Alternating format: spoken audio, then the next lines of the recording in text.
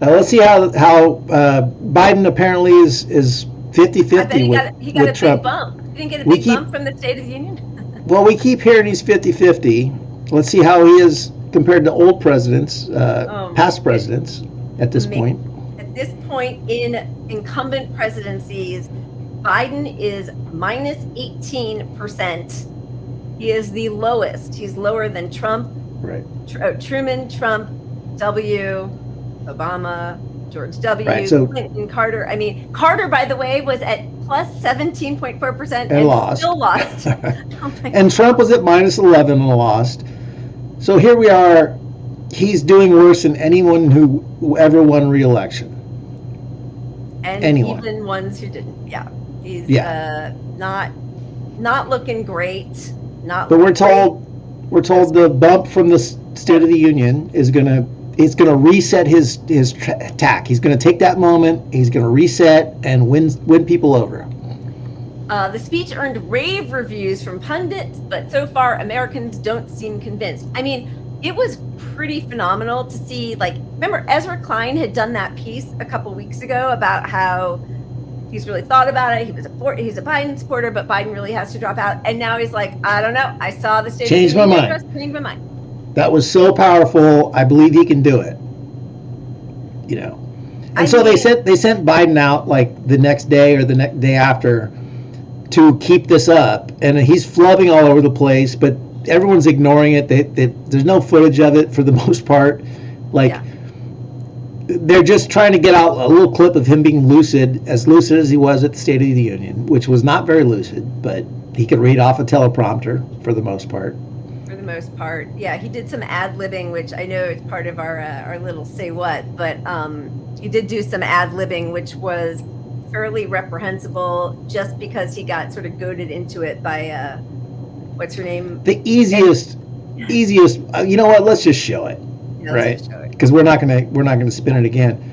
But that interaction, imagine a press challenging him on anything. Like this is the first challenge he's had from anybody on this campaign, and this is why he didn't get a bump, because everybody thinks. Anyone realistic looks at that and goes, holy shit, he had his moment, his one little confrontation, and he called people illegals. Are you serious? Anyway, here. This is the most election of our lifetime. It's not about him. It's not about me. I'd be a winner. Not really.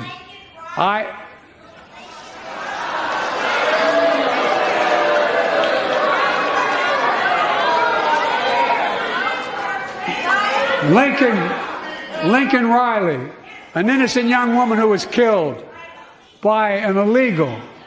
That's right. But how many of thousands of people being killed by illegals? To her parents, I say, my heart goes out to you, having lost children myself. I understand. You gotta keep pushing what you're doing on the humanitarian stuff and all this shit. So I told him, baby, show me this. I said, baby, you know I can't come to Jesus. sure, just Good. That was good.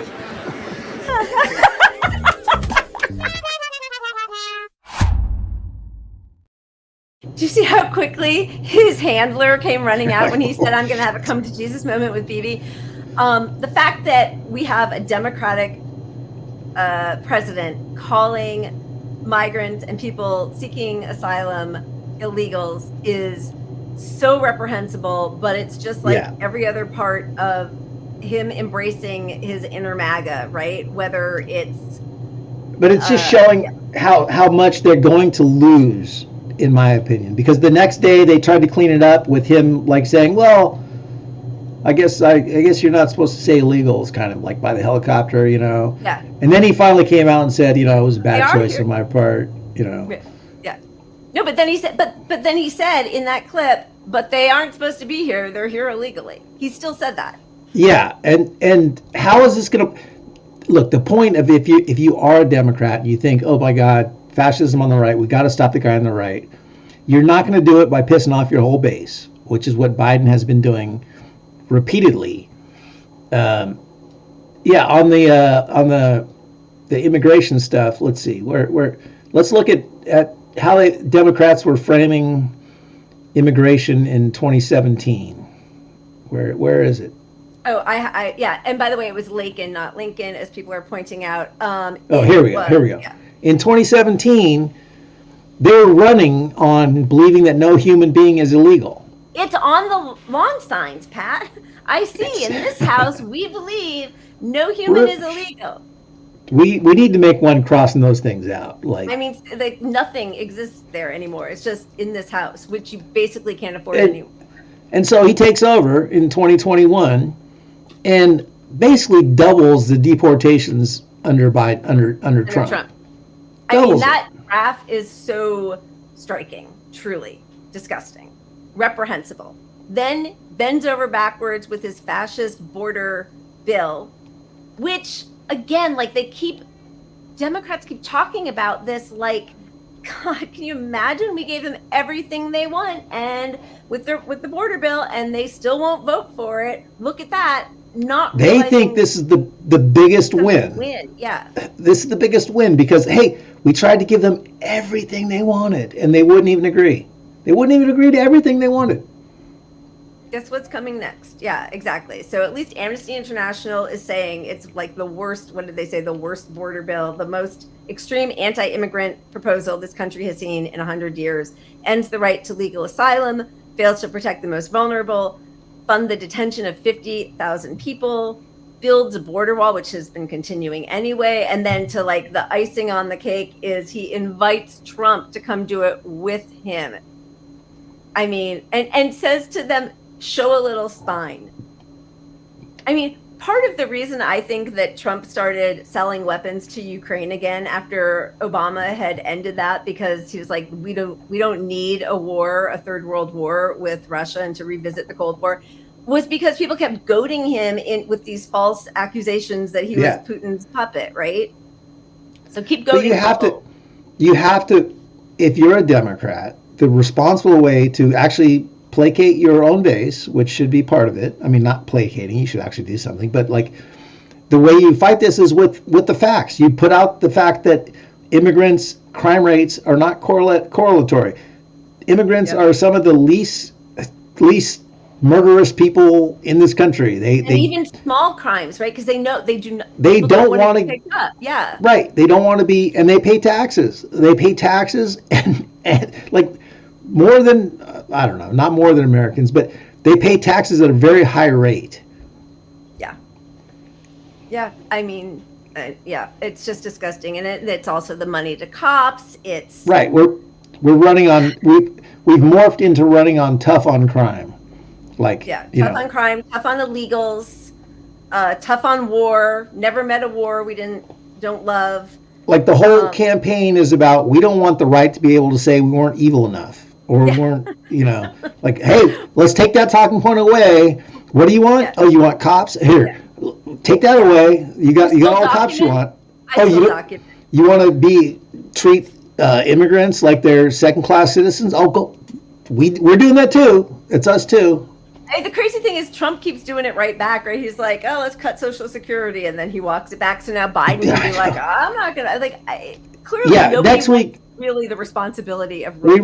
We really need to make the next show about how both sides want to lose, because Trump is dropping the ball like an idiot. It would be the easiest way to win, just without some of the shit he's done lately, even being on trial for all of this stuff. I know, it's amazing. The thing that Democrats always have going for them is the vote blue, no matter who crowd will always justify it, because they will pretend they can see into the hearts of their dear leaders, the Democratic leaders, and they will make excuses and rationalize, as we see here from just this past week. Sorry, we're going to inflict a little Bill Maher on all of you. But I do see that the governor of New York now is putting the National Guard in the subway.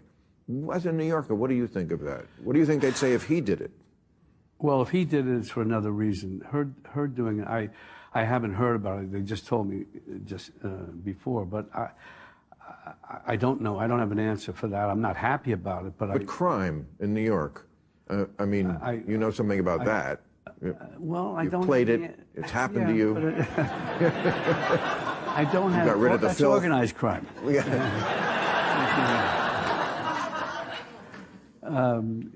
I'm sorry to hear that, and I hope, I don't know, whatever I can do to help alleviate that situation, whatever, I don't know, I can't. Well, I think people feel like there's a lack of common sense on the left and the right. Would you at least agree with that? I would agree with that. Right. And that gives him a giant opening. I'm kind of shocked that Bill Maher even asked that question and put Robert De Niro in that spot, but I have heard that from every liberal I know. But I'm doing the exact same thing you hated when Trump did it. Well, he just doesn't have. I mean, it's because he's trying, but they have all the reasons. But it's just so bare that it would be a different. This is the liberal mindset. It would be a different reason if a Democrat was doing it, like just flat out. And what Bill Maher meant to do there, I guarantee he fucked up.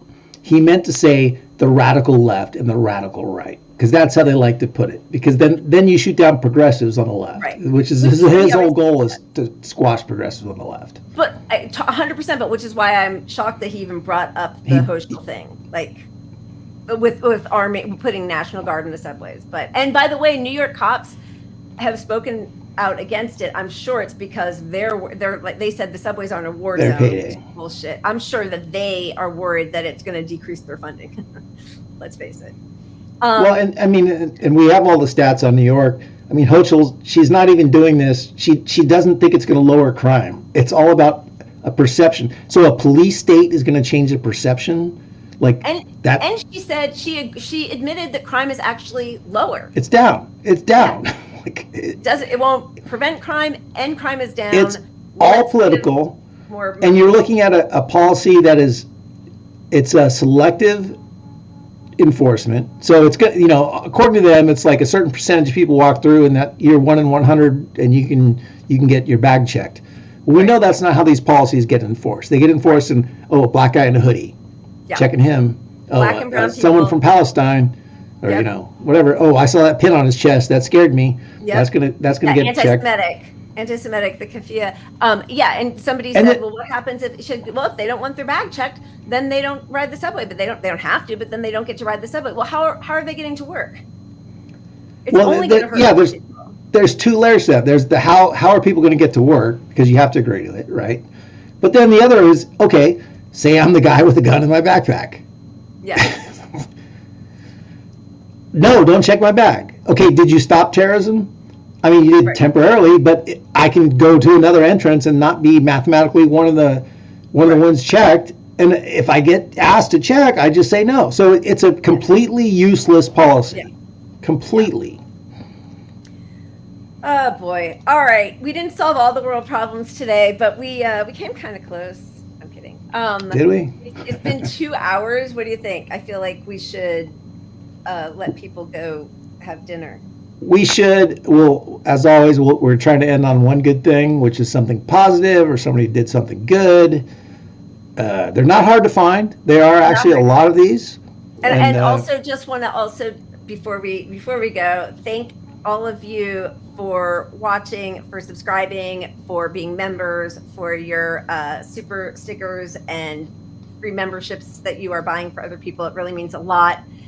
Thank you to Joseph Kishore and Jerry White for coming on. I wish them all the luck in the world. Socialism truly is the only path to defeating capitalism. So please go to socialism2024.org if you are able to volunteer or donate. And I would add something they may not want to say, but like, even if you're not going to end up casting a vote for them, which maybe they don't end up on your ballot or whatever, like, their purpose is getting the message out, changing people's minds. So you could support them and support somebody else as well, in my opinion. I think there's solidarity to be seen with third parties. So I agree. You guys are awesome. We adore you. We will see you next week. Keep punching up. Cheers.